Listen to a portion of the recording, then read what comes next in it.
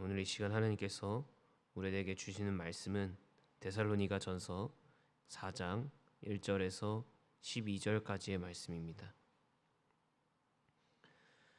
데살로니가 전서 4장 1절에서 12절까지의 말씀입니다. 이 시간 다 함께 하나님의 말씀을 교독하도록 하겠습니다. 제가 먼저 읽겠습니다. 그러므로 형제들아 우리가 끝으로 주 예수 안에서 너희에게 구하고 권면하노니 너희가 마땅히 어떻게 행하며 하나님을 기쁘시게 할 수 있는지를 우리에게 배웠으니 곧 너희가 행하는 바라 더욱 많이 힘쓰라. 주 예수로 말미암아 너희에게 무슨 명령으로 준 것을 너희가 아느니라. 하나님의 뜻은 이것이니 너희의 거룩함이라 곧 음란을 버리고 건과 존귀함으로 자기의 아내에 대할 줄을 알고 하나님을 모르는 이방인과 같이 세욕을 따르지 말고 이 일에 분수를 넘어서 형제를 해하지 말라. 이는 우리가 너희에게 이미 말하고 증언한 것과 같이 이 모든 일에 주께서 신원하여 주심이라. 하나님이 우리를 부르심은 부정하게 하심이 아니요 거룩하게 하심이니 저버리는 자는 사람을 저버림이 아니요 너희에게 그의 성령을 주신 하나님을 저버림이니라. 형제의 사랑에 관하여는 너희에게 쓸 것이 없음은 너희들 자신이 하나님의 가르치심을 받아 서로 사랑함이라. 너희가 온 마게도냐 모든 형제에 대하여 과연 이것을 행하도다. 형제들아 권하노니 더욱 그렇게 행하고 또 너희에게 명한 것이 조용히 자기 일을 하고 너희 손으로 일하기를 힘쓰라. 이는 외인에 대하여 단정히 행하고 또한 아무 궁핍함이 없게 하려 함이라. 아멘.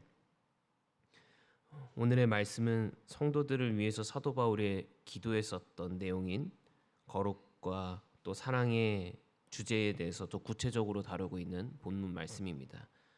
바울의 서신들, 그러니까 로마서나 갈라디아서나 이런 사도 바울이 적었던 편지들을 보면 특징이 있습니다. 그거는 후반부로 갈수록 이 윤리적인 이야기를 한다라는 것인데요. 본문의 말씀에서도 동일하게 그러한 특징이 나오고 데살로니가 전서의 말씀이 진행이 될수록 어떤 성도의 윤리적인 행실 그리고 이 사회에서 우리가 하나님을 따르는 자들로서 어떤 식으로 행해야 하는지에 대해서 다루고 있습니다. 본문의 말씀은 크게 세 가지로 나눌 수가 있는데요. 이 세 가지는 우리가 이 세상을 살아갈 때 힘써 행해야 하는 행동들입니다. 우리가 함께 이 말씀을 하나씩 살펴보면서 우리 모두가 하나님 앞에서 온전히 행하는 자들이 되기를 소망합니다. 먼저 첫 번째로 사도 바울은 하나님을 기쁘시게 하는 행동에 더욱 힘쓰라고 말씀하십니다. 1절의 말씀인데요. 제가 읽겠습니다.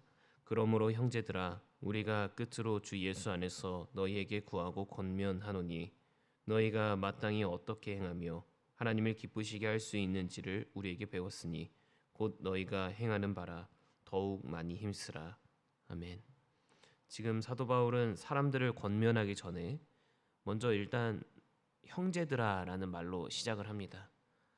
이 말은 신약 성경에서 틈틈이 사도 바울이 사람들이 많이 모인 곳에서 무언가를 특별하게 이야기할 때 많이 언급했던 단어인데요. 이 단어로 시작하는 말에는 중요한 의미들이 숨겨져 있습니다.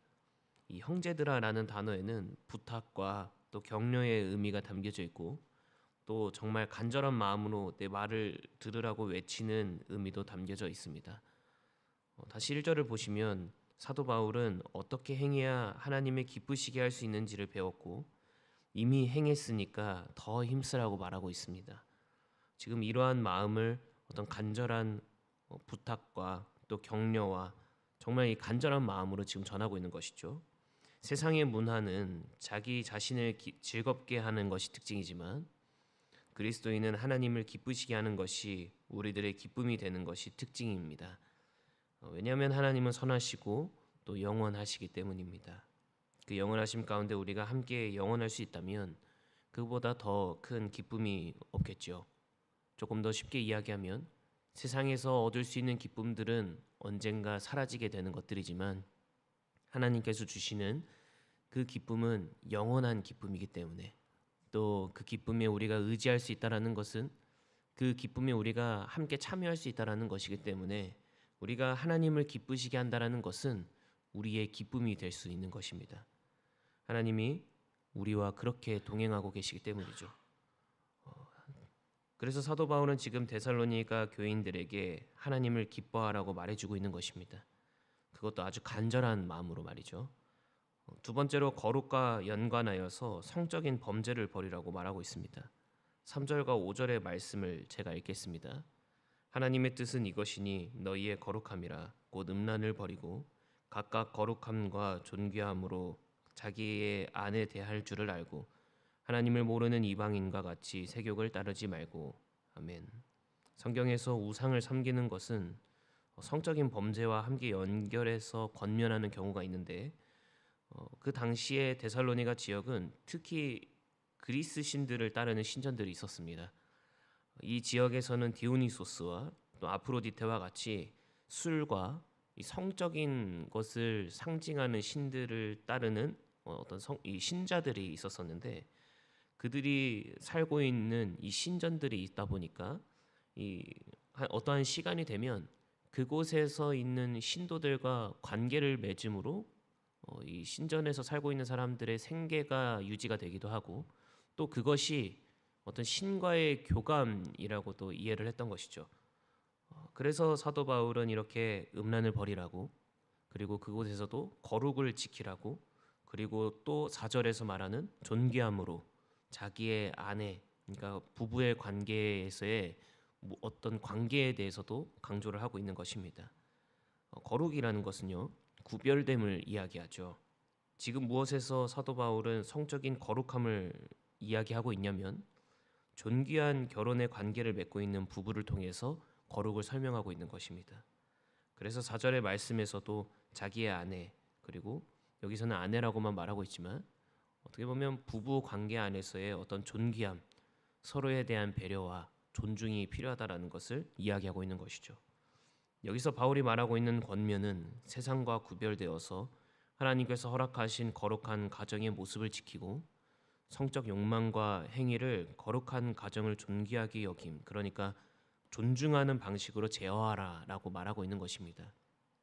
그 당시에 있었던 그 지역의 특징 가운데에 어떤 다른 이방 신들을 섬기는 어떤 그 성적인 행동들을 가운데에서 자신의 기쁨을 찾지 말고, 하나님께서 주시는 진정한 기쁨 가운데에서 하나님이 허락하시는 부부의 어떤 이 관계 가운데에서 거룩함을 지키라라고 지금 말하고 있는 것이죠.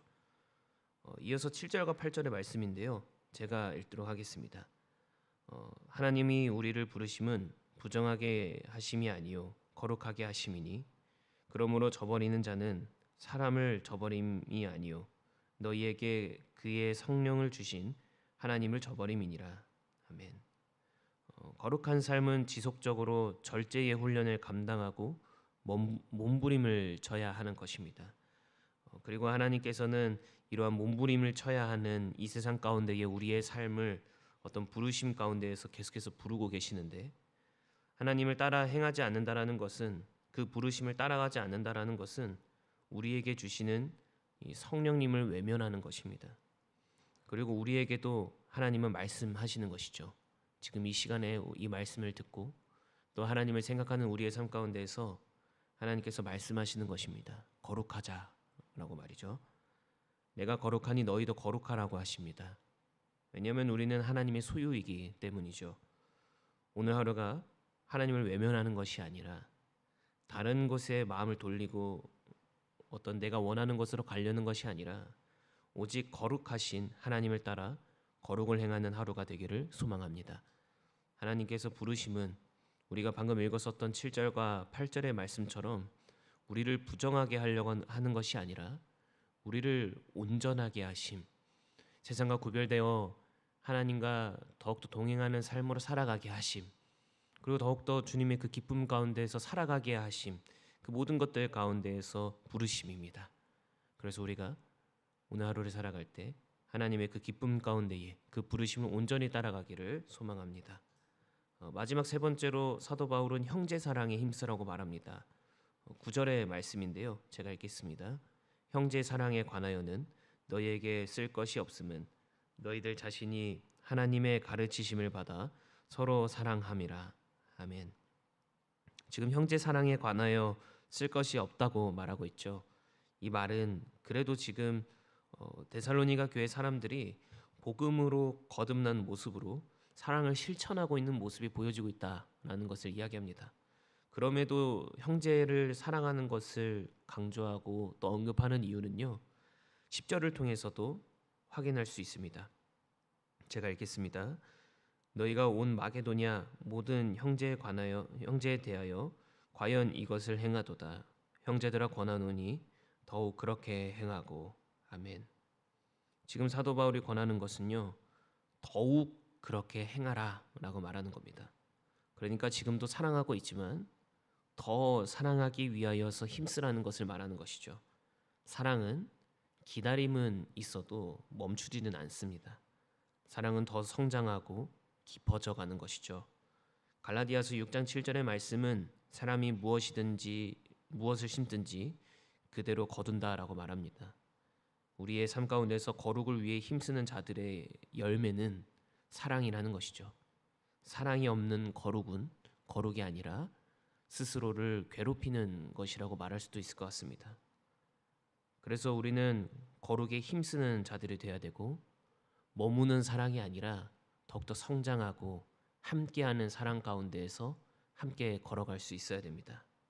말씀을 마무리하려고 하는데요. 사도 바울은 오늘 본문의 말씀을 통하여서 세 가지를 행하라고 말합니다. 이 세 가지는 하나님을 기뻐하고 거룩하고 그리고 더 사랑하라라는 것입니다. 기쁨과 거룩과 사랑, 이 세 가지 순서는 사실 하나님 앞에서 신앙에 이어지는 어떤 연결의 순서이기도 합니다. 하나님을 기뻐하면 거룩해지고 싶고 또 거룩하면 사랑하고 싶고 사랑하면 하나님을 더 기뻐하고 싶게 만듭니다. 이 온전한 성도의 순환고리 가운데에 오늘 하루 우리 모두가 온전히 서 있기를 소망합니다. 기도하겠습니다.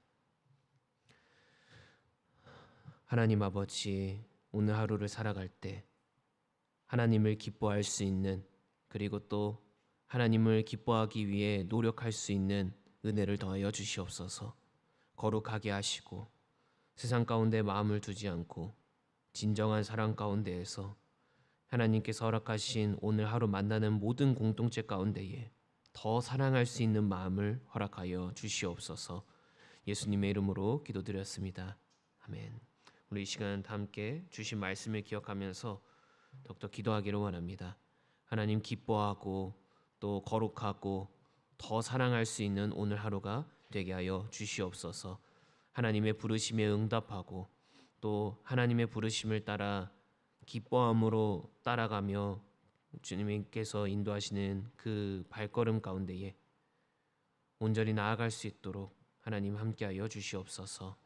이렇게 기도하시고 또 두 번째로 이 학기를 위하여서 우리 다 함께 기도하기를 원합니다.